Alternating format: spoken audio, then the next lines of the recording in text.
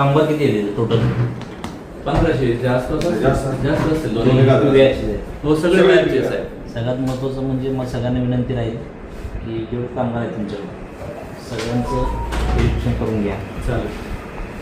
आधार card असेल ना तो फॉर्म आहे जो काय कोणता कामगार कोण ठेवताय तुम्ही तो तिथं कुठं काय कोणी गुन्हा केला असेल काय केला असेल तर पोलीस स्टेशनला घेऊन या. आलं लक्षात. कारण काय होतं आता इथे तुम्ही सांगता भांडणं मारामाऱ्या करतात तो तिकडं त्यांचा रोजचा काम असेल GPB आहे पण इथं महाराष्ट्रात तशी पद्धत नाही. असं एखादा गुन्हेगार असेल त्यांनी तिकडं मर्डर असेल तिकडं फरार असेल तो इथे येऊन तुमच्या इथं जगत असेल. बरोबर आहे की शेजारी पोलीस स्टेशन आहे. आता ह्या बाबतीत पोलीस स्टेशनने प्रत्येक वेळा मॅक्झिमम टाईम सांगितलं आहे की तुमच्याकडे भाडेकरू असेल किंवा कामगार असेल ते काम तुमचं आहे. त्या कामगाराला माहिती द्यायची किंवा नाही द्यायची. म्हणजे आता जी घटना घडली समजा इथं मार्केटमध्ये मारामारी झाली आणि एखाद्या कामगाराने एखाद्या शेतकऱ्याला मारलं किंवा समजा एका व्यापाऱ्याला मारलं किंवा काय कमी जास्त झालं शेवटी फिरून कोणाला येणार ते मालकावर येणार. जो मालक आहे आता तुम्ही म्हणू शकता तुम्ही म्हणसाल साहेब रोज 50 कामगार चेंज होतात मग आता हे काम जबाबदारी तुमचीच आहे. कामगार ठेवतात तर ते कामगारची पूर्ण माहिती द्यायचं त्याचं आधार कार्ड घ्यायचं. एखादा कामगार तुम्हाला म्हणाल की माझ्याकडे आधार कार्ड नाही साहेब मी गावाकडून आलो हरवले आधार कार्ड निघू शकतं. असं काय नाही की आधार कार्ड निघणार नाही. सगळ्यात पहिलं हे करा की तुम्ही त्या सगळ्या कामगारांचे 1500 असू 2000 असू सगळ्यांचे तुम्ही ते फॉर्म भरून घ्या आणि कॅरेक्टर व्हेरिफिकेशनसाठी पोलीस स्टेशनला ते द्या डेंग्यू. आणि आता जो प्रश्न आहे ते दारूचा बरोबर आहे. तर दारूचा प्रश्न माझ्या कामाला तर एवढा दिवस नव्हता. आता असं पण असेल की कामगार काम करत घेत असते. आता सगळ्यांना वाटतं की हे पोलीस डिपार्टमेंटचंच काम आहे. ॲक्च्युली त्यासाठी एक वेगळं डिपार्टमेंट आहे. दारूमध्येचं डिपार्टमेंट आहे पण असं मी म्हणणार नाही की आमची जबाबदारी नाही. 100% तिथलं बंद होईल याची मी 100% हमी देतो तुम्हाला. म्हणजे प्रत्येकाला वाटतं की प्रत्येक ठिकाणी पोलीस गेला पाहिजे पण पोलिसाला पण काही लिमिटेशन आहे. पोलिसांना पण स्टाफ कमी आहे भरपूर काम आहे. मी असं म्हणणार नाही असं पडदा टाकणार नाही पोलीस शेजारीची चालू आहे त्याची कसं काही योग्य ते बंद होईलच. पण ज्या त्या डिपार्टमेंटला जर समजा ते आता ते रस्त्याचे त्यांनी शेड मारले आहेत तर ते NHAचं काम आहे तर काढून घेतलं पाहिजे ना अतिक्रमण. आता तुम्ही लोकांनी त्याला पाठिंबा दिला ठीक आहे गोळ्या बिस्किट विकतात उद्या जाऊन त्यांनी दारू विकलं उद्या जाऊन गांजा पण विकते बरोबर. ह्या त्या गोष्टी ज्या त्या डिपार्टमेंटने ह्या गोष्टी घेतल्या की प्रत्येकाला वाटतं की हे काम पोलिसांनीच केलं पाहिजे. नाही ॲक्च्युली त्यासाठी प्रत्येकासाठी वेगळं डिपार्टमेंट आहे. NHAवाल्यानं तो तिथलं हे जर काढलं अतिक्रमण काढलं तर ते गाळीच येणार नाही. म्हणजे गाडीत बसणार नाही तर दारू विकायचा प्रश्न आहे. हे जे काही फिरून विकत आहे त्यांच्यावर 100% कारवाई केली जाईल. आणि कोण असेल मी ते पण सांगितलं आहे माझं कोण असेल मला नाव पाठवून द्या ते विकतो द्या न विकू द्या. मी त्यांच्या माझ्या पद्धतीने आणून त्यांना पोलिस नावून माझ्या पद्धतीने त्यांचा पोलीस भाषेमध्ये त्यांच्याशी मी हे करेन. ते महत्त्वाचे मुद्दे होते तुम्ही जे आता पण माझ्या लक्षात नव्हतं म्हणजे माझ्या माहितीत नव्हतं. 2-3 दिवसापूर्वी वाणी साहेबांनी सांगितलं त्याची कारवाई पण झाली ती. काल तुम्ही लोक पाठवते काल कोण नव्हते तर त्यांचं असं म्हणणं आहे की पहाटेच्या सुमारास असतात किंवा संध्याकाळच्या वेळेस असतात. ठीक आहे कोण करतोय काय करतोय त्या गोष्टीवरती आम्ही सक्षम आहोत आणि ती गोष्टी थांबून जाईल 100%. एकच ग्वाही देतो. आणि सगळ्यात महत्त्वाचं तुम्ही एक कॅरेक्टर व्हेरिफिकेशन करून घ्या. एखादा गुंड प्रवृत्तीचा माणूस जर तुमच्या इथं आला असेल तो बरोबर आहे तो कुठं पण दारू पिऊन येईल तो विषय नाही पण त्याने इथं काय गडबड करू नये. म्हणजे चोरीला जे तुम्ही म्हणता आता चोरीचे काय आहे आता ह्यांच्यातलेच कोणतं असते आणि तुम्ही म्हणता ते क्रेट विकतात तर तुमच्यातलं कोणतं घेत असणार आहे बरोबर आहे. मग तुम्ही पण तेवढी प्रामाणिकता पाळा की सगळ्या गोष्टी पोलिसांनीच केलं पाहिजे आणि पोलिसांनीच केलं पाहिजे असा भाग नाही. तुम्ही पण तुमच्या प्रामाणिकपणा नीतिमत्ता पाळा.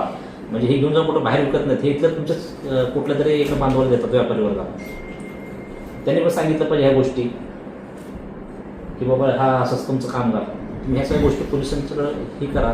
त्यानंतर 100% आपण देवाची लक्ष ठेवू. त्या गोष्टी चोरीसुद्धा कमी होते किंवा चोरीसुद्धा होणार नाही हे सुद्धा लक्षात येईल. तुम्ही सगळ्यांना सहकार्य केलं तर ह्या सगळ्या गोष्टी थांबून जातील. चोरी असेल हा दारू विक्री असेल किंवा ते जे कोणी एखादा गुंड प्रवृत्तीचं जरी तिथं कोण बाह्य विक्रीवर आला असेल ते पण थांबून किंवा तो थांबणार नाही तुमच्या थांबणार नाही तो निघून जाईल. नको पोलिस व्हेरिफिकेशन गेले की ते कळतं आपल्याला त्याच्या रेकॉर्डवरती काय गुन्हे दाखल आहेत किंवा नाही आहेत. सारांश आता तुमची जबाबदारी वाढते लेबरची नोंद करणे आणि ते पोलीस स्टेशनला कळवणे. तुम्ही नाही कळवलं जबाबदारी तुमची. एक दिवस आम्ही तो कॅम्प भरू सर्व लेबर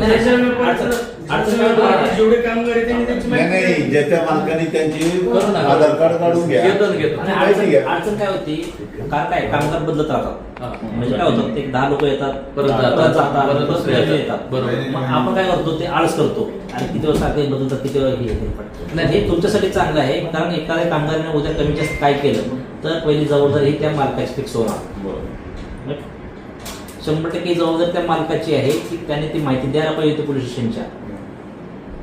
म्हणजे जोपर्यंत काय होतं तोपर्यंत सगळं काही चालून जाईल. डोंगरे साहेब तुम्ही ते एक्साईजला कळवा ना, इथं एक्साईजचं ऑफिस आहे पुणे हॉटेलच्या जरी. एक्साईज वाल्यांना कळवलं होतं तर ते कोकाटे साहेब म्हणून आले होते ते. त्यांना पण आज मीटिंगला बोलावलं पाहिजे त्यांनी होतं तिथं ते गेले होते पण तिथं ऍक्च्युली त्यावेळेस ते नव्हते आणि ते काय बोलले की म्हणजे त्यांना काय म्हणतात त्याला कारवाई गुन्हा दाखल करण्याचा अधिकार आहे पण त्यांना उचलून नेणं वगैरे त्यांना तो अधिकार ना. नाही. राष्ट्रीय महामार्ग राष्ट्रीय महामार्गाला पण पत्र बनवलेले आहे. हे बघा, नाही, ऐकून घ्या. मी काय म्हणतोय त्यांना कुठल्या भाषेत सांगायचं मी सांगतो. हा. पण ह्या बाकीच्या गोष्टी कसं आज 1-2 गाळे पडलेले आहेत. हा उद्या रोड भरून जाईल तुमचं. बरोबर. जर भरून जाईल तर लोक राहायला पण लागतील. ही काळजी पण तुम्ही घ्या. बरोबर. कारण काय होईल आता समजा 2-3 गाड्या आहेत. हा, भविष्यात अजून असं वाढू भरून पण जाईल ना. वाढू शकतं ना, अजून अतिक्रमण वाढू शकतं ते. बरोबर वाढू शकतं. वाटल्यास लोक दोस्त द्यायला आहे. ते काढलं समजा त्याच्यावर मी पण जोडू शकतो. हा मग मी तो बरोबर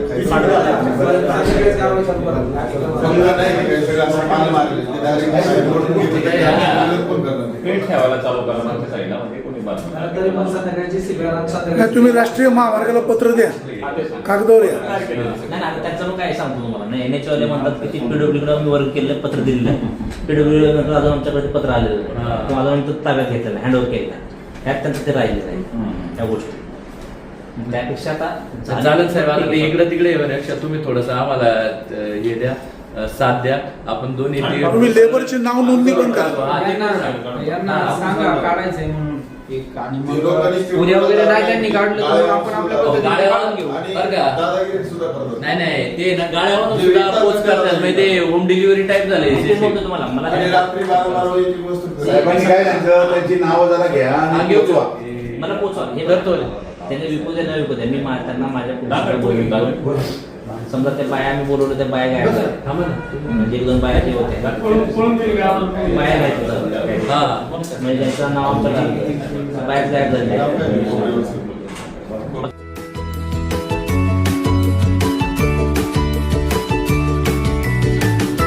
बातम्या शेतीच्या, बातम्या मातीच्या, बातम्या अन्यायाच्या, गुन्हेगारीच्या,